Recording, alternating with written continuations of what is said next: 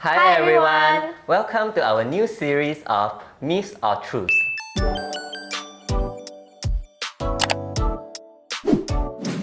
Today we will be debunking some of the popular myths of truth that we have seen on the internet or heard from our patients in our clinic. I'm Dr. Su Boon-Xiong from the Urban Clinic and I've been in the aesthetic industry for about 10 years. I'm Dr. Emma Shi and I've been in this industry for about 6 years. Now that we've gotten the introduction out of the way, let's get started.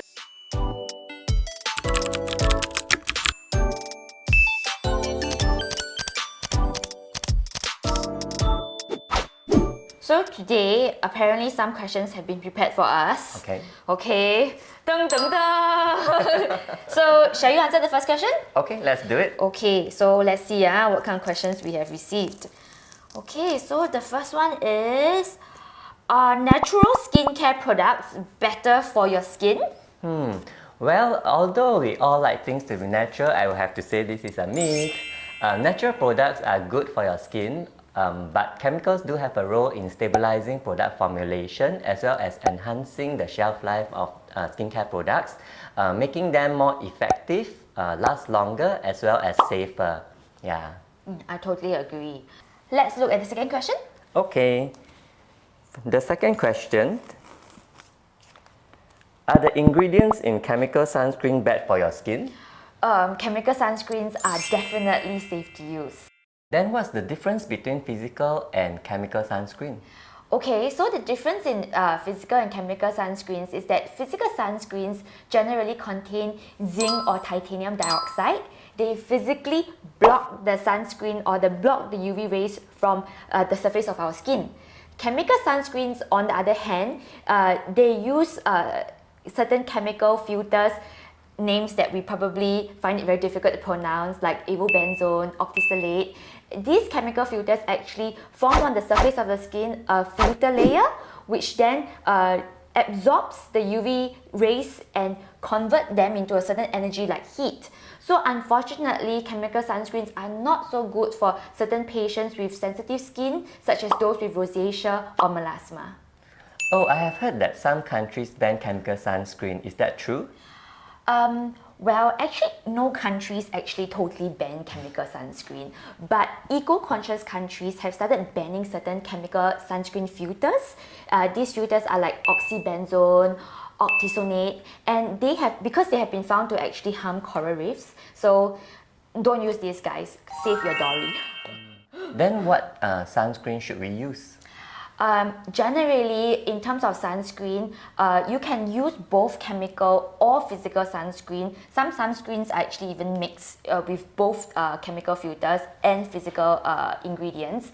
But personally, I prefer physical sunscreen because physical sunscreen, unlike chemical sunscreen, works immediately upon application, so I don't have to wait for 20 minutes for the filter to work before I can step out the house. For busy people like me, I much prefer it. It's also much better for people with melasma or rosacea, like I've said before. The last thing is that the only downside for physical sunscreen is that sometimes it can be a little bit sticky. It also forms a white film and can potentially clog your pores more easily. So for certain patients or certain people, they would then prefer chemical sunscreen because it just blends in beautifully and doesn't clog your pores. Okay, so now the third question. Just nice. I was just talking about clogging pores. So, talking about clogged pores, should we exfoliate our skin regularly? Exfoliation helps to remove the outer layer of the skin and improve clogged pores, which can improve skin texture, skin color, as well as enable and enhance penetration of skincare into the skin. I see. Okay. So, if that's the case, how often would you recommend our patients to exfoliate their skin? There's no hard and fast rule about the frequency of exfoliation. It all depends on the skin type, the type of exfoliant used, as well as whether or not you use any other skincare products or treatments in the clinic, for example. My advice is to exfoliate in moderation and do not do it too overzealously. Cannot. Okay, so is there such a thing called over-exfoliation? Of course you can. In fact, we see this very commonly in our clinic. It is important to recognize the symptoms of over-exfoliation such as skin redness, skin itchiness, skin dryness. Listen to your skin. If you experience these symptoms, do cut back on your exfoliation. Okay, for the last question. Do you get what you pay for when it comes to skincare? Okay, so this is definitely a myth. Okay, it really depends, to be honest. When it comes to the price of a product, it can sometimes be a bit misleading. So when buying skincare, you're actually really buying the ingredients that's in the skincare. So there are two factors. The first factor is the quality of the ingredient. So you can have example bottle A, which have example hyaluronic acid to hydrate your face, and it can be of premium quality, meaning that its penetration is really good. So this is of course going to be a bit more expensive, just like premium Wagyu or premium sashimi from 𝐓𝐸𝐷𝐷𝐿 market. On the other hand, there's bottle B, and this bottle B also has hyaluronic acid, but it contains more impurities, and its penetration is not going to be as good as bottle A's hyaluronic acid. So as a result, your skin is not going to be as hydrated using bottle B. But don't get me wrong, you will still get some results, just maybe not as good. So on the other hand, there's a second factor, which is the branding of the product. You can have now two bottles and both contains good quality hyaluronic acid, which will hydrate your face regardless. But bottle A is being sold by a premium brand, something which has good packaging, good marketing. This is going to be more expensive.